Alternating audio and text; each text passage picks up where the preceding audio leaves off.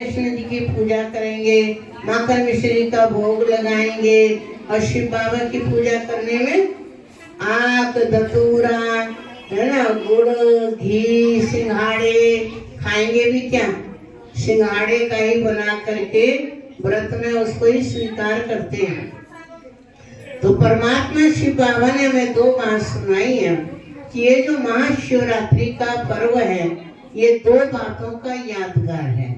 एक है ज्योतिर्लिंगम शिव बाबा की पूजा यादगार, और दूसरा है बूंद उसके ऊपर चढ़ाना, बिंदु को पूजना और बूंद उसके ऊपर चढ़ाना। देखो वैसे तो हम शंकर जी को मानते हैं है ना, लेकिन शिवरात्रि के दिन किसकी पूजा करने जाएंगे आप? शिव बाबा के ऊपर ही तो बेल पत्र चढ़ाएंगे। जहाँ तहाँ शिव बाबा के कितने तो नाम हैं, कितने तो उसके रूप हैं, कितने उसके कार्य हैं, पर बाबा का नाम जो है वो कर्तव्यवाचक है। जो जो परमात्मा शिव बाबा ने कार्य किए उसके आधार से ही परमात्मा का नाम पड़ गया। लेकिन मेन बात इसका सार ये है कि परमात्मा रूप में बिंदु है। इसकी पूजा है शिवरात्रि के दिन बिंदु बाबा की पूजा। अब बिंदु परमात्मा की पूजा हम कैसे करें? परमात्मा बिंदु रूप में है, ज्योतिष स्वरूप में है, उसकी हम पूजा कैसे करें? इसलिए इतना बड़ा ये शिवलिंग का जो हम आकार देखते हैं, त्रिपुंड जिसके ऊपर खींचा जाता है, उसमें भी जो बीच में बिंदी लगाई जाती है वो है परमात्मा शिव बाबा का असली रूप। तो बिंदु की पूजा हम नहीं कर सकते, इसलिए उस परमात्मा को हम छोटे रूप में, बड़े रूप में, है ना, बटेश्वर की तरफ आप चले जाओ, परमात्मा के कितने बड़े बड़े बड़े बड़े शिवलिंग अनेक प्रकार के बनाए हुए हैं। तो एक तो ये बिंदु रूप परमात्मा की यादगार है। दूसरा विशेष जो है शिव बाबा के ऊपर क्या देखते हैं हम?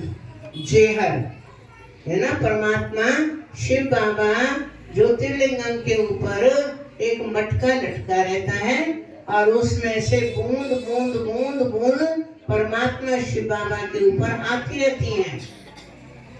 असली तो परमात्मा ने हमारे ऊपर बूंद टपकाई है, परमात्मा ने हमको स्मृति दिलाई है, क्योंकि हम अपने देह भान में आ गए, शरीर के भान में आ गए, तो शरीर के भान से हम अपने आत्मा के स्वरूप को भूल गए।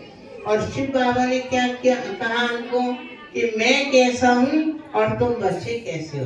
तो रोज परमात्मा शिव बाबा हमारे ऊपर एक ज्ञान की बूंद टपकाते हैं। हम सवेरे से अमृत वेला से उठते हैं, हम कहेंगे बाबा आप ज्ञान के सागर हैं, मैं ज्ञान स्वरूप आत्मा हूँ। आप शांति के सागर हैं, मैं शांत स्वरूप आत्मा हूँ। तो ये अपने ऊपर ज्ञान की बूंदें टपकाना, लेना, ये है शिव बाबा की असली पूजा। बाकी तो जैसा भी हम जागरण वगैरह करते हैं, अब देखो कितना जागरण आपने किया है, सुबह से लेके आप उठे होंगे कि आज तो शिव बाबा की बारात में जाना है, भोले बाबा की बारात में जाना है, जल्दी जल्दी अपने घर की दिनचर्या करो, अपनी दिनचर्या करो। और कितना व्रत भी हो गया आपका, क्या खाया होगा, मैं तो नहीं समझती किसी ने नाश्ता भी किया होगा। कितना बड़ा व्रत है हमारा ये, क्योंकि हमें शिव बाबा की बारात में जाना है। तो ये हमारा बाबा ने तो जिंदगी का व्रत दे दिया है। क्या दिया है? पवित्र बनो और योगी बनो। तो ऐसा हमें अपने ऊपर जब हम रोज ज्ञान की ये बूंद टपकाएंगे, जेहर हम बाबा के ऊपर तो चढ़ाया, एक लोटा पानी ले गए, 2-4 बूंद उसमें दूध की डाल दी और बाबा को मिला के आ गए। पर परमात्मा भोलेनाथ बाबा तो हम बच्चों को रोज मिलाते हैं। और अभ्यास बच्चे रोज करो। देखो मैं एक छोटी सी बात आपको जरूर सुनाऊंगी। परमात्मा ने शिव बाबा ने कहा बच्चे एक दिन के अभ्यास से कुछ नहीं होगा। एक बार देखो एक राजा ने सभा बुलाई और उस सभा में राजा ने ऑर्डर किया कि जो व्यक्ति अपने कंधे पर गाय को बिठा के ले आएगा तो मैं उसको जो है मुंह मांगा इनाम दूंगा। अपने कंधे पर गाय को बिठा के ला सकते हैं? सबने प्रयास किया, बहुतों ने प्रयास किया, लेकिन कोई भी अपने कंधे पर गाय को बिठा के नहीं ला पाया। तो उसमें से एक व्यक्ति ने कहा कि महाराज, मैं आपसे आज्ञा चाहता हूँ कि 2 साल के बाद मैं अपने कंधे पर गाय को बिठा के ले आऊंगा, आप मुझे 2 साल का समय दें।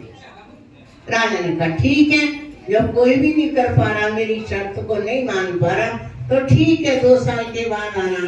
ध्यान से सुनना जरा बात। अब उस व्यक्ति ने क्या किया, अपने घर गया और जाने के बाद में 2 साल के बाद वास्तव में वो राजा के दरबार में पहुंचता है और अपने कंधे पर भारी भरकम गाय उसने उठाई हुई है। अपने कंधे पर भारी भरकम उसने गाय उठाई हुई है। राजा भी आश्चर्यचकित हो जाता है, सारी सभा भी आश्चर्यचकित हो जाती है कि ये जो है कैसे संभव हुआ। गाय को अपने कंधे पर बिठा के ले आना, बड़ी सी गाय, मोटी सी गाय, कैसे संभव हुआ। तो उसने बताया कि ऐसे संभव हुआ कि जब राजा से मैंने टाइम मांग लिया था तो मैंने एक छोटी सी बछिया ली, एक छोटी सी बछिया ली और डेली मैंने उस बछिया को खिलाया पिलाया। रोज मैं अपने कंधे पर उसको उठाता था, रोज उठाता था, है ना। उसका वजन सहन करने की मेरे अंदर भी ताकत आ गई। बछिया तो धीरे जाके तो गाय बनेगी ना, तो उसका वजन सहन, और इसको भी आदत पड़ गई। भाई मालिक के कंधे पर और बछिया बैठ रही है, हर एक के ऊपर तो बैठेगी नहीं। तो कहा ऐसे मेरे से संभव हुआ। तो इसका भाव क्या हुआ, करत अभ्यास के जड़मत होत सुजान है। और जब रस्सी जो है जिस कुएं की तरफ में, वो रस्सी हम खींचते रहते हैं तो वो जगह बना लेती है। घड़े को जहां आप रख देंगे, रोज रखेंगे, चाहे कितना भी सख्त है वो पत्थर, घड़ा तो क्या मिट्टी का घड़ा है, लेकिन पत्थर कितना सख्त है, पर रोज रखने से उस पत्थर के ऊपर भी जगह बन जाती है, गड्ढा सा बन जाता है और हमारा घड़ा जो है, मटका जो है, टिक जाता है वहां पर। तो इसलिए बाबा ने हम बच्चों को ये जो ज्ञान योग की बात है ना, आत्मा की ज्योति जगाओ और की ज्योति जगाओ, हम देख रहे हैं 88 वर्ष हो गए, 88 वर्ष हो गए शिव बाबा को ब्रह्मा तन में आए हुए, और तब से ही हम जो है ये बाबा का संदेश अमृत वेले से लेके देते ही आ रहे हैं। तो मैं तो रास्ते में हंस रही थी, मैंने कहा ये जो चिल्ला ही रहे हैं भाई, जागो, समय